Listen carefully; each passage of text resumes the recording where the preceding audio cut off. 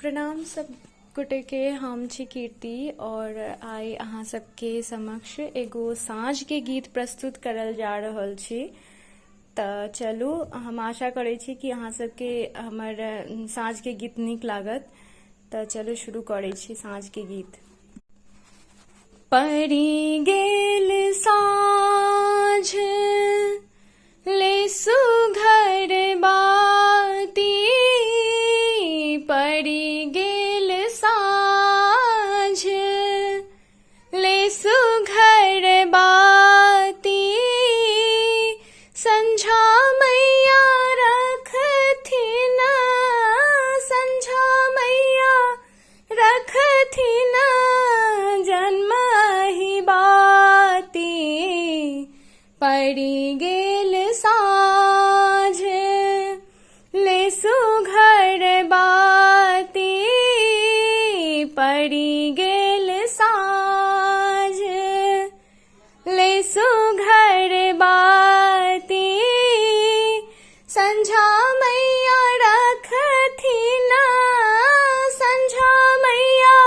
रखथिन जन्म ही बाती, पड़ी गेल साँझ दिया सुत बाती, संझा मैया रखथिन, संझा मैया रखथिन जन्म ही बाती,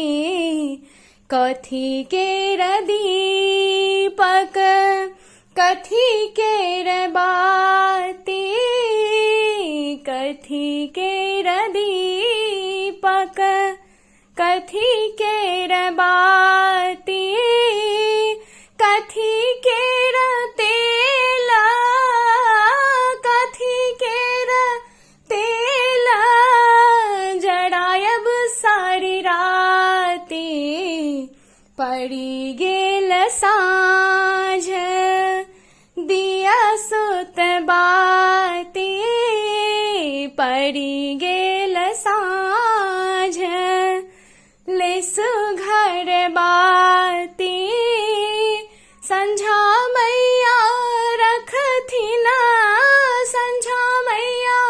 रखथिन जन्म ही बाती, सोना केर दियरा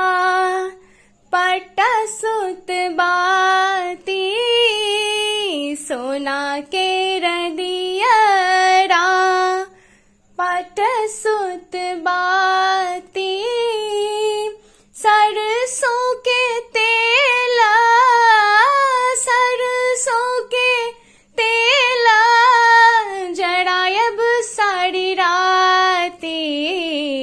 पड़ी गेल साँझ ले सुघर बाती, पड़ी गेल साँझ ले सुघर बाती, संझा मैया रखथिन,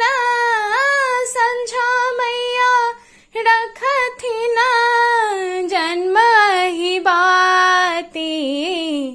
जड़ लागल दीपक झमक गेल बाती,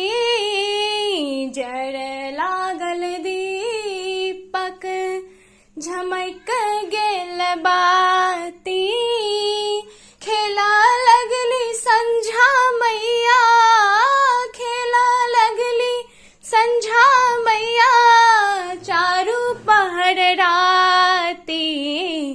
पड़ी गेल साँझ दिया सुत बाती, पड़ी गेल